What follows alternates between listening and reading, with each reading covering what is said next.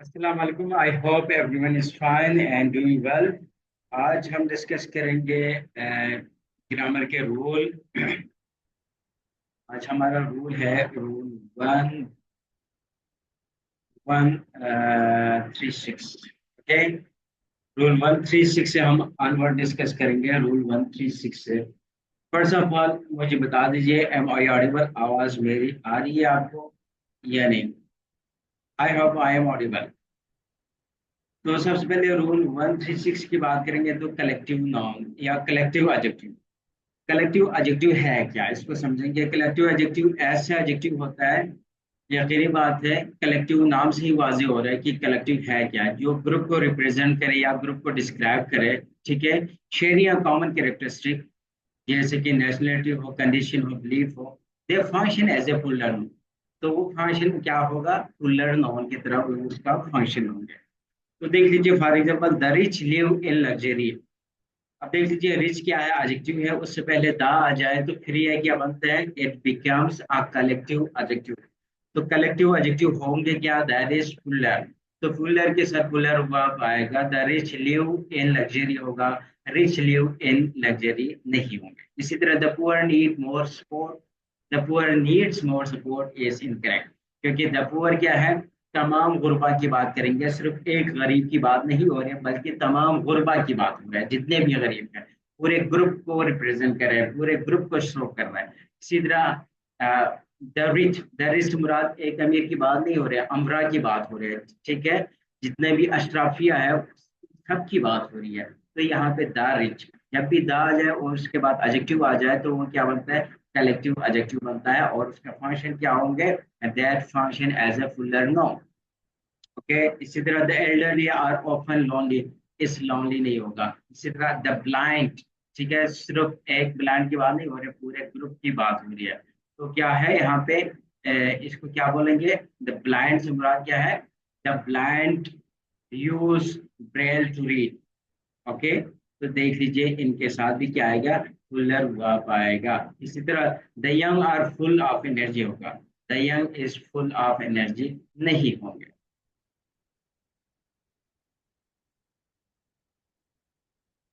Okay, इसी तरह rule 136 की बात करेंगे। रूल 136 में याद रख लीजिए, हम यूज करेंगे prefer to instead of F. जब भी हम प्रीफर यूज करेंगे सेंटेंस में, तो वहां पे कंपैरिजन के लिए हम देन के बजाय क्या यूज करेंगे, टू का। प्रीफर टू, जैसे कि I prefer to tea, prefer tea to coffee होगा। Preferable, the option is preferable to that one. यानी प्रीफर के साथ हम क्या यूज करते हैं, वी ऑलवेज यूज। आवाज आ रही है मुझे, मुझे बता दीजिए, एम आई ऑडिबल?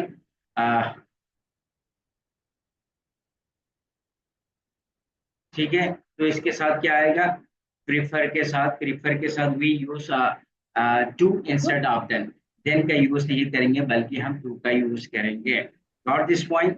तो रूल 136 में हमने कहा कलेक्टिव एडजेक्टिव।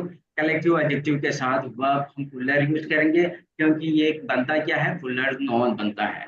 और रूल 137 में हमने कहा कि हम प्रीफर के साथ देन के बजाय क्या यूज करते हैं, टू का कौन महसूस करे। प्रीपोजिशन यूज करते हैं इनके साथ। ठीक है, जब प्रेफर आ जाए। रूल 138 की बात करेंगे, एडजेक्टिव यूज विद वर्ब। ठीक है, some verbs are always use with adjective expressing the quality of the subject, not with the verb. Okay, जैसे कि ही वॉक्स स्लोली।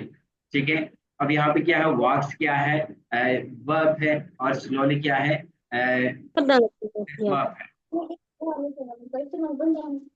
इसी तरह some verbs take adjective not adverbs. जैसे कि कौन कौन से वर्ब है, कुछ ऐसे वर्ब है जिनके साथ हम एडजेक्टिव यूज करेंगे इंस्टेड ऑफ क्या, इंस्टेड ऑफ एडवर्ब। एडवर्ब के बजाय हम क्या यूज करते हैं, वहां पे हम यूज करते हैं एडजेक्टिव। जैसे कि फील हो गए, लुक हो गए, सीम हो गए, टेस्ट ये हो गए, सब अपीयर हो गए। इनको कहते हैं वर्ब ऑफ परसेप्शन। जब भी वर्ब ऑफ परसेप्शन का हम यूज करेंगे, उसके फौरन बाद हम क्या यूज करते हैं, या ये सारे वर्क ऑफ सेंसेस भी है। ठीक है, सेंसेस के थ्रू हम ये चीजें करते हैं। तो देख लीजिए, इनके साथ इनके फौरन बाद हम क्या यूज करते हैं, we always use adjective instead of adverb. ये इंपॉर्टेंट है, एग्जाम में इससे रिलेटेड क्वेश्चन भी आया है। जैसे कि ही फील्स हैप्पी। ठीक है, ही फील्स हैप्पी, फील के साथ भी आ जाएगा। जैसे कि देख लो, द फ्लावर स्मेल स्वीटली, ये इनकरेक्ट सेंटेंस है, ये बिल्कुल एग्जैक्टली बिल्कुल इसी से मिलता जुलता सेंटेंस तो आपके फिर एग्जाम में आया था एक दफा एफपीएससी के पेपर में। द फ्लावर स्मेल स्वीटली नहीं होगा, the flower smell sweet, sweetly नहीं होगा, क्योंकि ये वर्ब ऑफ परसेप्शन है। द फूड टेस्ट डिलीशियसली नहीं, the food taste delicious. I feel warmly नहीं, I feel warm. We it sells dearly नहीं होगा, वी इट सेल्स डियर। इसी तरह these kind of books are necessary for BA, this kind of book is necessary for BA. तो याद रख लीजिए, इनके साथ कुछ ऐसे एडवर्ब है जिनके साथ वर्ब ऑफ परसेप्शन हम क्या कहते हैं, इनके साथ हम क्या यूज करते हैं, we always use adjective instead of adverb. Rule 139 की बात करेंगे। रूल 139 में use of kind of sort of के बाद हमेशा याद रख लीजिए सिंगुलर वर्ब आएगा। काइंड्स या सॉर्ट ऑफ के साथ प्लूरल नोन भी आ सकते हैं, ये भी सही है। For example, this kind of book is use, ठीक है, यहाँ पे देख लीजिए सिंगुलर नोन है, तो this is also correct. These kinds of books are useful, ये भी करेक्ट है, लेकिन दिस काइंड ऑफ बुक्स ये क्या है, ये इनकरेक्ट है। तो याद रख लीजिए, ये थोड़ा सा डिफरेंट आपको समझना पड़ेगा। रूल 139 में हम डिस्कस करेंगे। रूल 139 कर लिया। अब ये सारे रूल, इसमें बहुत सारे रूल हैं, 140 भी है, 141 भी है एंड 142 भी है। इसमें हम एडजेक्टिव की डिग्री के रूल्स हम डिस्कस करेंगे। ये ऑलरेडी हमने समहाउ डिस्कस किया है अपने प्रीवियस रूल में। यहाँ पे इनको थोड़ा से टेक्निकल चीजों की तरफ हम बढ़ेंगे। हमने तो देखा कि कंपैरेटिव सुपरलेटिव डिग्री का, लेकिन यहाँ पे कुछ एक्स्ट्रा रूल हम पढ़ेंगे, थोड़ी सी डीपली इसको अंडरस्टैंड करने की कोशिश करेंगे। जैसे कि याद रख लीजिए, जब भी कंपैरेटिव या रिलेटिव आ जाए तो उसके बाद जो डिग्री ऑफ एडजेक्टिव यूज करेंगे वो पॉजिटिव डिग्री होगी, ठीक है। कंपैरेटिव या रिलेटिव आ जाए और उसके बाद जो डिग्री ऑफ एडजेक्टिव हमें यूज करना पड़े, तो that must be positive degree. जैसे कि the room is comparatively better, this one is incorrect, क्योंकि बेटर क्या है, कंपेरेटिव डिग्री है। कंपेरेटिव डिग्री हम यूज नहीं करेंगे जब भी ये स्ट्रक्चर आ जाए। तो क्या होगा, the room is comparatively good होगा, ओके।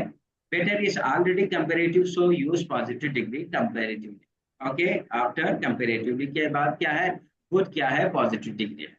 इसी तरह टू आ जाए, उसके बाद सो आ जाए, उसके बाद डिग्री आएगा पॉजिटिव डिग्री, और उसके बाद ये स्ट्रक्चर बनेगा to plus first form of the verb, यानी to plus first form of the verb को हम क्या कहते हैं, इन्फिनेटिव कहते हैं। जैसे कि he is too weaker to walk, ये इनकरेक्ट है, ओके। टू वीकर, टू के बाद हम क्या यूज करेंगे, पॉजिटिव डिग्री। यहाँ पे वीकर क्या है, कंपेरेटिव डिग्री है, सो क्या होगा, he is too weak to walk, okay. और इसी तरह नेक्स्ट सेंटेंस हमारा देख लीजिए। आवाज आ रही है बच्चे, मुझे मेरी आवाज आ रही है, एम आई ऑडिबल?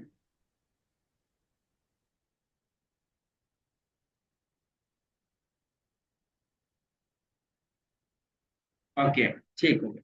और इसी तरह पॉजिटिव डिग्री प्लस इनफ आ जाएगा। जब भी इनफ यूज करेंगे तो पॉजिटिव डिग्री इसके साथ आएगा, ही इज रिचर इनफ, ठीक हो गया। ये क्या है, इनकरेक्ट सेंटेंस है। सिंपली क्या होगा, he is rich enough, okay, rich enough. Enough follows positive degree not richer. तो ये तीन चीजें आपने याद रखना है। कंपेरेटिव या रिलेटिव आ जाए तो भी हमने पॉजिटिव डिग्री यूज करना है, टू और सो आ जाए तो उसके बाद भी हमने पॉजिटिव डिग्री यूज करना है, और पॉजिटिव डिग्री के बाद हम क्या यूज करते हैं, इनफ। ये स्ट्रक्चर आपने याद रखना है, ठीक है। इनफ रिच नहीं होगा, रिच इनफ हो, ठीक है। जब भी इनफ आ जाए तो एडजेक्टिव पहले आएगा, यानी पॉजिटिव डिग्री पहले आएगा, उसके बाद इनफ हम यूज करेंगे, ठीक है। रिच इनफ नहीं, सॉरी, इनफ रिच नहीं, रिच इनफ हो, ओके। तो ये चीज आपने याद रखना है। अब इसके क्विक टिप्स क्या है, कंपेरेटिव और रिलेटिव के साथ पॉजिटिव डिग्री आएगा, टू और सो के साथ भी हम पॉजिटिव डिग्री यूज करेंगे। उसके बाद जो वर्ब आएगा वो क्या होगा, इन्फिनेटिव होगा, यानी to plus first form of the verb, उसे हम क्या कहते हैं, इन्फिनेटिव कहते हैं। और इनफ यूज, इनफ के साथ भी क्या आएगा, पॉजिटिव डिग्री आएगा, लेकिन positive degree adjective before enough, enough से पहले हम यूज करेंगे।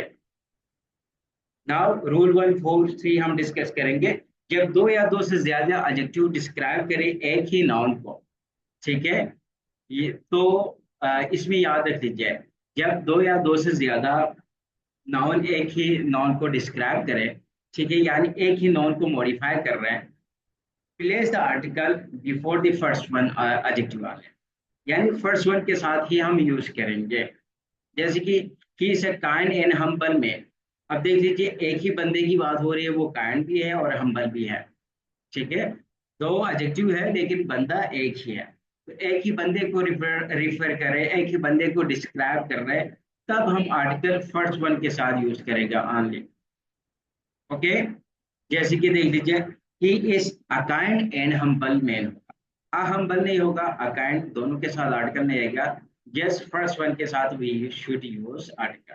इसी तरह she has a long and a tiring day, देख लीजिए अब यहाँ पे अलॉन्ग एंड टायरिंग डे होगा, दोनों के साथ आर्टिकल नहीं आएगा।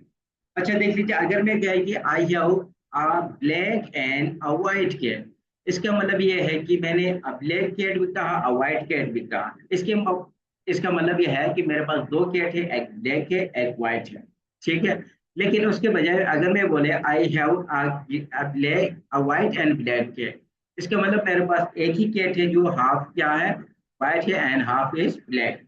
तो देख लीजिए एक दफा आर्टिकल यूज करने का मतलब यही है कि वो एक ही चीज है, ठीक है। अगर दो दफा आप आर्टिकल यूज करेंगे तो इसका मतलब क्या है, that are those are different. अब नेक्स्ट सेंटेंस देख लीजिए, it was an interesting and informative lecture, it was an interesting and informative lecture, lecture एक ही है, तो देख लीजिए दो एडजेक्टिव हमने यूज किया, इंटरेस्टिंग भी और इंफॉर्मेटिव भी, तो एक के साथ आर्टिकल हम यूज करेंगे। We enjoyed a warm and a sunny day, we enjoyed a warm and sunny day. Okay, तो फर्स्ट वन के साथ आर्टिकल आएगा जब एक ही नाउन की बात करेंगे।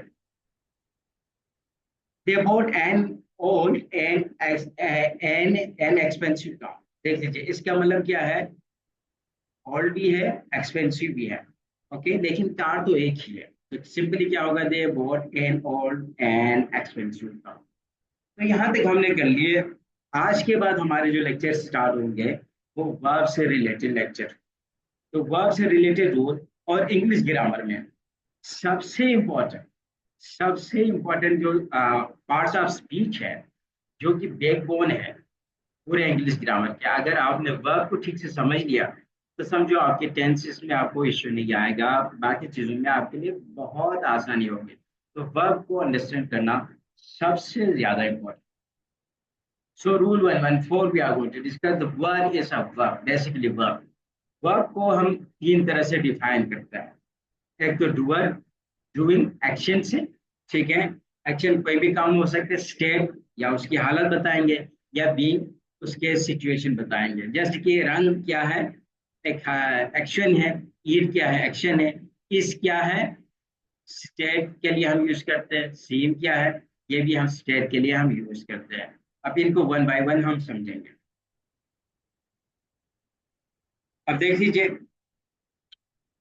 सबसे पहले एक्शन वर्ब, देख लीजिए जिसमें फिजिकल या मेंटल एक्शन होता है, जैसे कि रन जंप थिंक राइट, ये सारे क्या है, एक्शन है। कोई भी काम हो, फिजिकल एक्टिविटी हो या मेंटल एक्टिविटी होंगे, वो क्या होंगे, एक्शन होंगे। लिंकिंग वर्ब क्या है, लिंकिंग वर्ब ये है कि जो सब्जेक्ट और स्टेट वर्ब या डिस्क्रिप्शन को कनेक्ट करता है, जैसे कि इस एम आर सी, जैसे कि अगर मैं बोले he is a teacher, he is a teacher, इसमें देख लीजिए इसका फंक्शन क्या है, क्या यहाँ पे एक्शन हो रहा है, नहीं, हम ये बता रहे कि सब्जेक्ट है को, तो यहाँ पे इज ऐसे क्या है, लिंकिंग वर्ब है, सब्जेक्ट और स्टेट वर्ब के दरमियान क्या कर रहा है, कनेक्ट कर रहा है, तो यहाँ पे इसको लिंकिंग वर्ब कहेंगे। ओके, इसी तरह हेल्पिंग वर्ब, हेल्पिंग वर्ब भी आपको पता है, जो दूसरे वर्ब की हेल्प करे उसे हेल्पिंग वर्ब कहते हैं, यानी जो मेन वर्ब की हेल्प करे उसे हेल्पिंग वर्ब कहेंगे। जैसे कि ये सारे क्या है, हेल्पिंग वर्ब है। ओके, देख लीजिए यहाँ पे भी आपको इस नजर आ रहे हैं, यहाँ पे भी इस नजर आ रहे हैं, है तो दोनों, ठीक है, ये लिंकिंग वर्ब भी है हेल्पिंग वर्ब भी है। अब देखना ये पड़ेगा हमें सेंटेंस में उसके बाद वर्ब आ रहे हैं या नहीं। अगर उसके बाद वर्ब आ रहे हैं और वर्ब में चेंजेस आ रहे हैं, जैसे कि आई एम अ टीचर, अब देख लीजिए एम के बाद कोई वर्ब नहीं है बल्कि क्या आ रहा है, कंप्लीमेंट आ रहा है। ठीक है, आई एम अ टीचर, तो यहाँ पे ये लिंकिंग वर्ब है। लेकिन अगर मैं बोले आई एम राइटिंग, एम के बाद क्या आ रहा है, वर्ब आ रहा है, राइटिंग। ठीक है, जो कि मेन वर्ब है। जो मेन वर्ब की हेल्प करेगा उसे हेल्पिंग वर्ब है। नाम से ही वाजी हो रहा है, हेल्पिंग वर्ब यानी दूसरे वर्ब की हेल्प करने वाला। ट्रांजिटिव वर्ब क्या है? ट्रांजिटिव वर्ब ऐसे वर्ब है जिसके साथ डायरेक्ट ऑब्जेक्ट आता है, जैसे कि she reads a book. Okay, object का होना क्या है, मस्ट है, उसको आप कहते हैं ट्रांजिटिव वर्ब। इंट्रांजिटिव वर्ब ऐसे वर्ब है जो जब भी, याद रख लीजिए, जब भी इन आ जाए कि किसी वर्ड के शुरू में, तो वो यूजुअली क्या बनता है, उसके अपोजिट मीनिंग देता है। जैसे कि क्या है, कंप्लीट से इनकम्प्लीट। ठीक है, तो इसी तरह ट्रांजिटिव से इंट्रांजिटिव, फॉर्मल से इनफॉर्म। ओके, तो ट्रांजिटिव जिसके साथ डायरेक्ट ऑब्जेक्ट आए, intransitive which doesn't take any object, जैसे कि शी स्लीप्स पीसफुली। अब यहाँ पे देख लीजिए, पीसफुली क्या है, पीसफुली ऑब्जेक्ट नहीं है, बल्कि स्लीप्स को एक्सप्लेन कर रहे हैं, स्लीप्स को मॉडिफाई कर रही है, क्या है, एडवर्ब ऑफ मैनर है पीसफुली। ओके, या एडवर्बियल कहते हैं इसको, हम यूजुअली क्या कहते हैं, एडवर्बियल कहते हैं। रेगुलर वर्ब, रेगुलर वर्ब ऐसे वर्ब होता है जिनका सेकंड और थर्ड फॉर्म के आखिर में हम ईडी लगाते हैं, जैसे complete, completed, completed, finish, finish, finished. Okay, जिनके ईडी आ जाए सेकंड और थर्ड फॉर्म में, उसको हम क्या कहते हैं, रेगुलर वर्ब कहते हैं। जैसे कि डार्क का डार्क, डार्क, क्लीन का क्लीन, क्लीन। ओके, तो ये रेगुलर वर्ब कहेंगे। इरेगुलर वर्ब जिनके ना फॉर्म चेंज कंप्लीटली, जैसे कि गो, वेंट, ईट, एट। ठीक है, जिनके इरेगुलर बिल्कुल रेगुलर के अपोजिट है।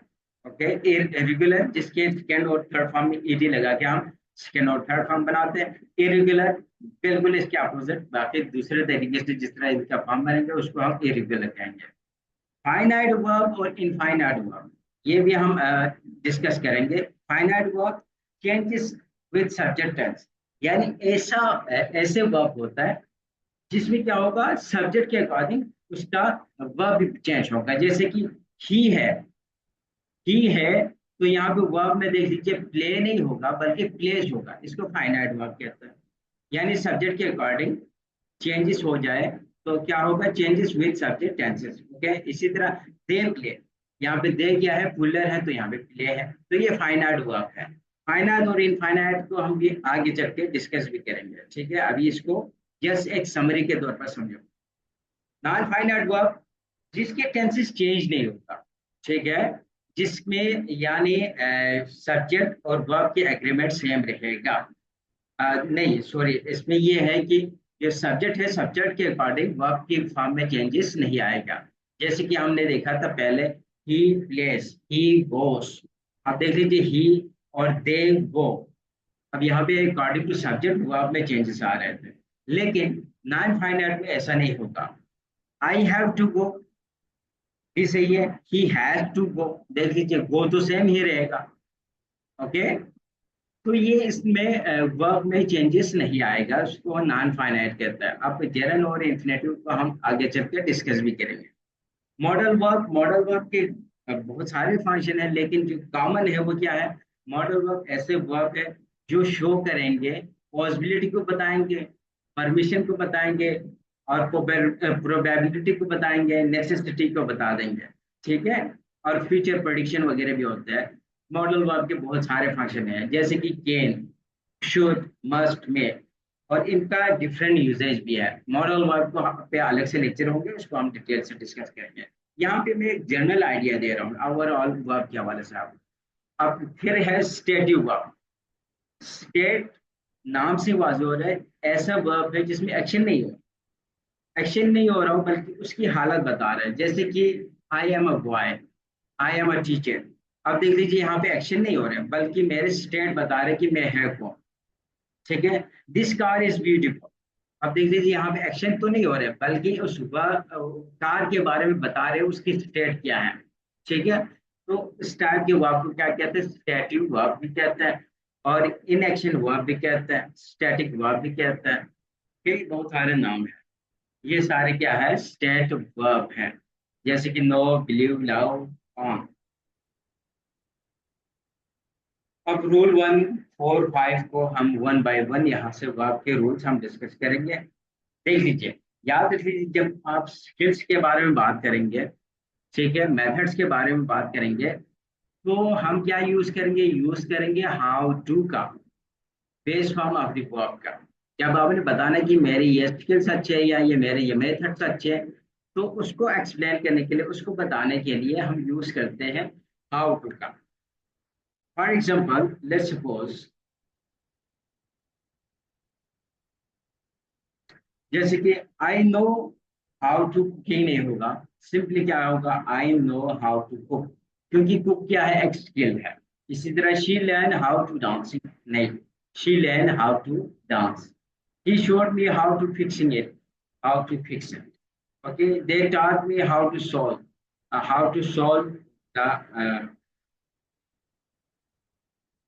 the problem. He, they taught us how to solve the problem. इसी तरह याद रख लीजिए, ये सेंटेंस इनकरेक्ट क्यों है, यहाँ पे हाउ टू के बाद second form of the verb use किया है, जो कि इनकरेक्ट है। हमेशा हम base form of the verb use करेंगे, हाउ टू सोल आएगा। We practice how to speak English, no, we practice how to speak English. तो जब भी आप स्किल्स या मेथड की बात करेंगे, तो हाउ टू के साथ हम क्या यूज करेंगे, base form of the verb use करेंगे। We discuss this in rule 145 and in rule 146। ये बहुत ही आसान से है, ठीक है, इसमें समझने वाली कोई चीज है ही नहीं। देख लीजिए, एस स्पेशली पेयर्स लाइक, इनमें थोड़ा कंफ्यूज्ड इरेगुलर वर्ब को हम डिस्कस करेंगे। इनमें थोड़ा सा डिफरेंट है 19-20 का, कभी कभार इस तरह यहाँ से भी एक आप क्वेश्चन आता है, ठीक है, क्योंकि स्टूडेंट अक्सर कंफ्यूज हो जाता है कि इसमें कौन सा वर्ब आएगा, क्योंकि ये बिल्कुल मिलते जुलते वर्ड्स हैं। जैसे कि राइस और raise, bear, borne, hang, okay, हम इनमें क्या डिफरेंट है, इनको हम देखेंगे। राइज का आपको मतलब पता है ना, ठीक है, कोई भी चीज ना उदार होना, तुलू होना, उठना, इन सब माना में यूज करता है। Rise rose risen, to go up, okay, the sun rose at 6 AM, ठीक है, लेकिन ये रेस है। रेस कोई भी चीज बढ़ना, रेज टू लिव something, okay, needs object. He raised he said, देख लीजिए, ऑब्जेक्ट है यहाँ पे। और के इसी तरह हैंग का मतलब कोई भी चीज लटका देना, हैंग, हंग। इसके सेकेंड और थर्ड फॉर्म याद रख लीजिए। टू हैंग थिंग्स, ओके, जैसे कि पिक्चर हो गया, कोट हो गया, he hung his jacket on the hook. इसी तरह ये हैंग देख लीजिए, बिल्कुल दोनों का सेम है। ये हैंग फांसी देने का मतलब में यूज करता है, ठीक है, ये भी हैंग है, ये भी हैंग है, लेकिन इनके फॉर्म में देख लीजिए, फॉर्म में डिफरेंट है। यहाँ पे हंग थे, और यहाँ पे क्या है, हैंग एंड हैंग, ओके। तो थोड़ा कंफ्यूजिंग है, और एग्जामिनर यही चंद चीजें उठा के देंगे जो जहाँ पे स्टूडेंट कंफ्यूज हो जाता है। तो क्या होगा, इसका मतलब फांसी देना होगा। द प्रिजनर वाज हैंग्ड हो, यहाँ पे ईडी के साथ। बियर, आपको पता है बियर का क्या मतलब है, बियर का first form bear, bore, borne, ठीक है, बर्दाश्त करना, तहम्मुल दिखाना, इन माना में यूज करना। टू कैरी, इंड्योर, ठीक है, something. She has borne a lot of pain, ठीक है, बहुत ज्यादा उसने सख्तियां झेले हैं। इसी तरह बियर, बियर का एक मतलब क्या होता है, चाइल्ड बर्थ, पैदा होना, जिसे हम कहते हैं। बियर, बोर, बोन, ठीक है, देख लीजिए, बिल्कुल फर्स्ट फॉर्म तो दोनों का सेम है, लेकिन सेकेंड और थर्ड फॉर्म अगर और से देख ले तो totally different. Arguing part, she has borne 3 children, okay. तो ये थोड़ा सा कंफ्यूजिंग थे, इस वजह से मैंने सोचा ये जरा डिस्कस हो जाए। इसी तरह ये भी कंफ्यूजिंग है, लाई, लाई का मतलब लेटना, लाई, ले, ठीक है, फर्स्ट फ्रॉम लाई, ले। और लाई कभी कभार हम झूठ बोलने के लिए भी यूज करते हैं। लाई का मतलब एक ये भी होता है ना, ही टोल अ लाई, ठीक है, ये एक लाई भी होता है। द रेस्ट आर रिक्लाइन, ही ले ऑन द सोफा, ठीक है, ये ले होता है। और ले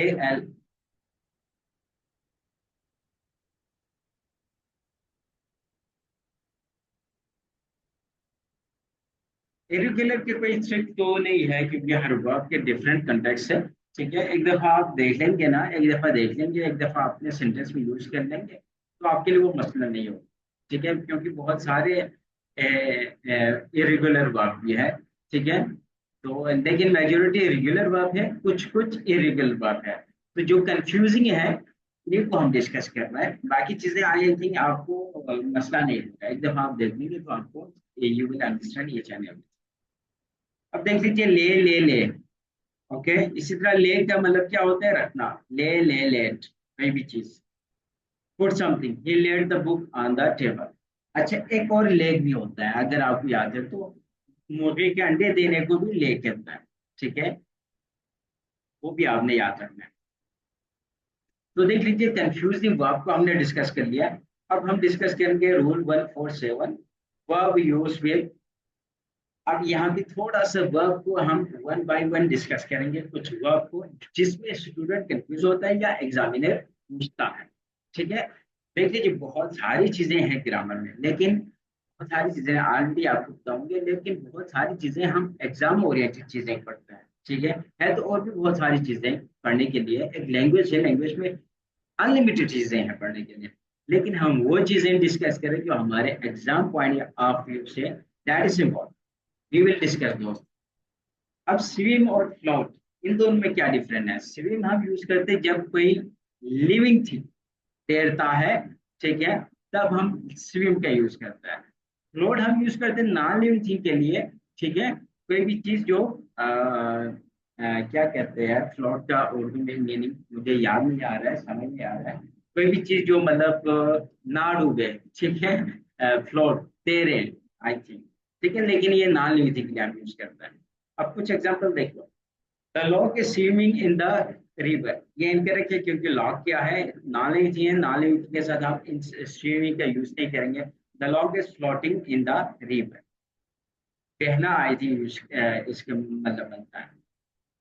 the float, he is floating across the river. Now he है तो लिविंग थिंग है, तो सिंपली क्या होगा, he is swimming across the pool. The bottle swim on water नहीं होगा, the bottle floated on water. Fish can float fast नहीं, fish एक लिविंग थिंग है तो क्या होगा, फिश कैन स्विम फास्ट। तो ये थोड़ा सा डिफरेंट है, देख लीजिए। दिखने में एक ही चीज है दोनों को मतलब, लेकिन थोड़ा सा डिफरेंट है। इसी तरह रूल 148 में हम ड्रोन और सिंक का डिफरेंट देखेंगे। देख लीजिए, use for living thing mainly animals, ठीक है। के लिए हम ड्रोन का यूज करेंगे, कोई भी जानदार है तो हम ड्रोन का यूज करेंगे। नॉन लिविंग थिंग के लिए हम क्या यूज करेंगे, सिंक का यूज करेंगे। डूबना केसेस में हम डूबना, सिंक और ड्रोन का मतलब है डूबना, ठीक है, कोई भी चीज। इसी तरह द बोट ड्रोन नहीं होगा, क्योंकि बोट क्या है, नॉन लिविंग थिंग है, उसके साथ ड्रोन का यूज नहीं करेंगे, बल्कि सेंक का ही हम यूज करेंगे। सिंक का सेकंड फॉर्म क्या है, सेंक से। sang sung, sorry, sing sang sung। He was sung in the river नहीं होगा, ठीक है, he drowned in the river। My phone drowned in water नहीं, my phone sang in water। The cat sang in the flood नहीं होगा, the cat drowned in the flood।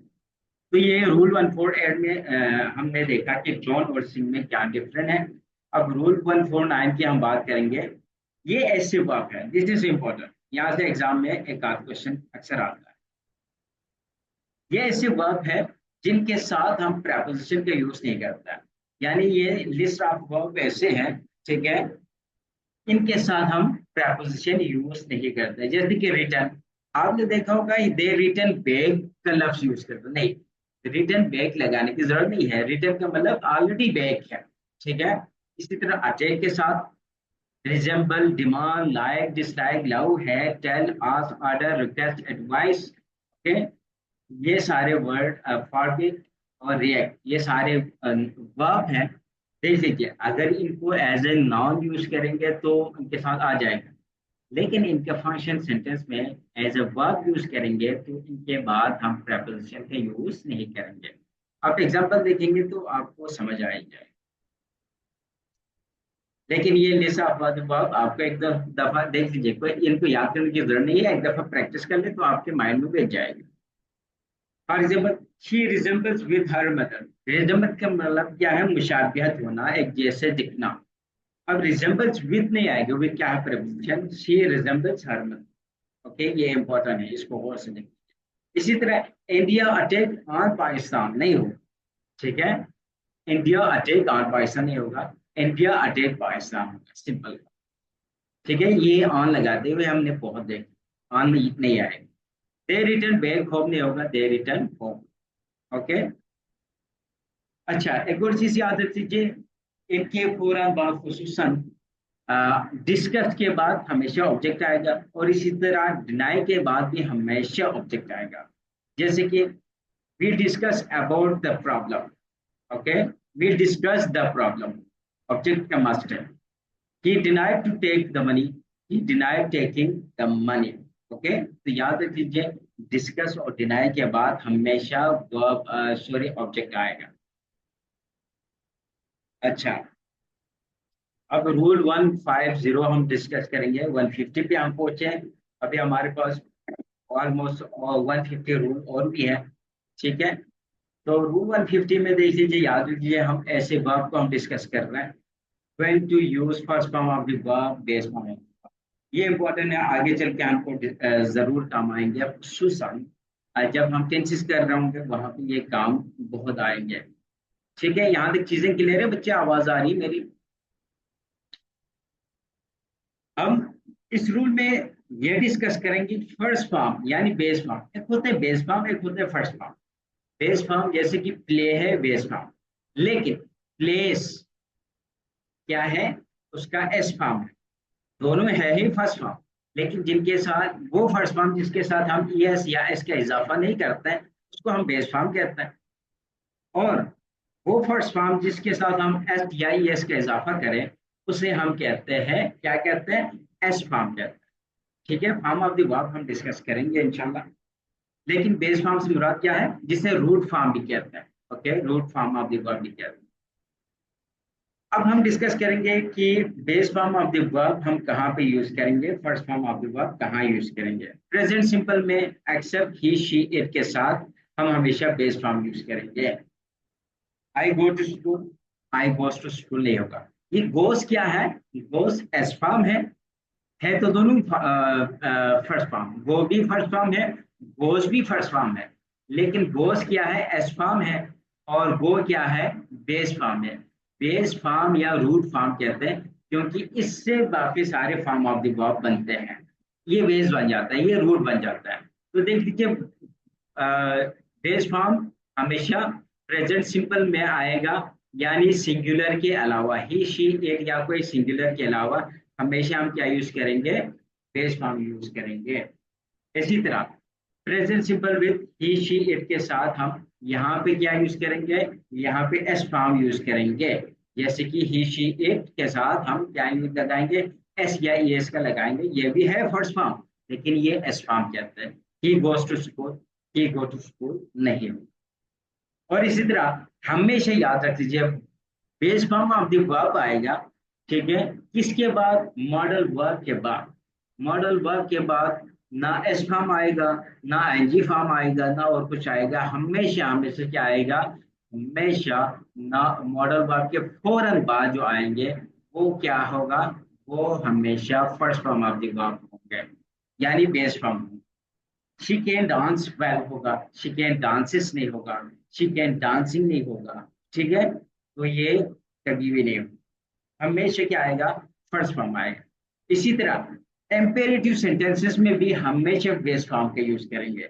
Imperative sentence क्या होता है, इसमें हम कमांड दे रहे होते हैं। जैसे कि हम कहते हैं ना, stand up, sit down, okay, go. ठीक है, ये सारे क्या है, कमांड है। इस टाइप के सेंटेंस को हम क्या कहते हैं, इंपरेटिव सेंटेंस है। और इंपरेटिव सेंटेंस में हमेशा first form of the verb use करेंगे। जैसे कि क्लोज द डोर, देख लीजिए, क्लोज इज द डोर नहीं हो, क्लोज द डोर। अब नेक्स्ट, फर्स्ट फॉर्म हमेशा तब यूज करेंगे जब डू डस डिड आ जाए। ठीक है, चाहे वो क्वेश्चन में हो, चाहे वो नेगेटिव में हो, चाहे एवी आ जाए। जब भी डू डस डिड आ जाए तो उसके बाद हम जो form of the verb use करेंगे, there must be base form of the verb. जैसे कि डस ही प्ले होगा, डस ही प्लेस नहीं हो। ओके, जब भी ये तीनों आ जाए तो फर्स्ट फॉर्म हम यूज करेंगे। और इसी तरह मेक के बाद ऑब्जेक्ट आए तो भी हम फर्स्ट फॉर्म यूज करेंगे। ये हम इंशाल्लाह जाके डिस्कस करेंगे। पॉजिटिव सेंटेंसेस हमारे लेक्चर होंगे। पॉजिटिव सेंटेंसेस में भी हम लेट को डिस्कस करेंगे, मेक को डिस्कस करेंगे, हेल्प को डिस्कस करेंगे, गेट को डिस्कस करेंगे, हैव को डिस्कस करेंगे। तो पॉजिटिव सेंटेंसेस को भी हम एक्सप्लेन करेंगे। लेकिन यहाँ पे बस एज ए समरी याद रख लीजिए एक छोटी सी बात। मेक के बाद ऑब्जेक्ट आए तो भी हम यूज करेंगे शी मेड मी क्राई होगा। She made me to cry नहीं हो, ओके, मेड मी क्राई। इसी तरह लेट के बाद भी हमेशा फर्स्ट फॉर्म आएगा। ठीक है, लेट हिम स्पीक हो, लेट हिम स्पीक्स नहीं होगा, या टू स्पीकिंग भी नहीं होगा। वुड रादर के बाद भी हमेशा क्या आएगा, फर्स्ट फॉर्म आएगा। I would rather stay home, okay. इसी तरह हैड बेटर के साथ भी आएगा, you had better listen, okay. और इसी तरह देन के बाद we one after would rather होता, ठीक है, would rather, I would rather walk than wait. ये तो कॉमन सी बात है। हेल्प, यानी ये अगेन पॉजिटिव वर्ब की बात कर रहे हैं। Help object plus first form of the verb आएगा। ये दो तीन चीजें हैं, आगे चल के हम इंशाल्लाह डिस्कस करेंगे किस पे, पॉजिटिव सेंटेंस। ओके, तो रूल 150 तक हमने कर लिया। इंशाल्लाह we will resume our classes, okay. कल करेंगे रूल 15 से ले ऑनवर्ड। और रूल आज के बाद जो भी क्लासेस हमारे चलेंगे, all these are very important, ठीक है।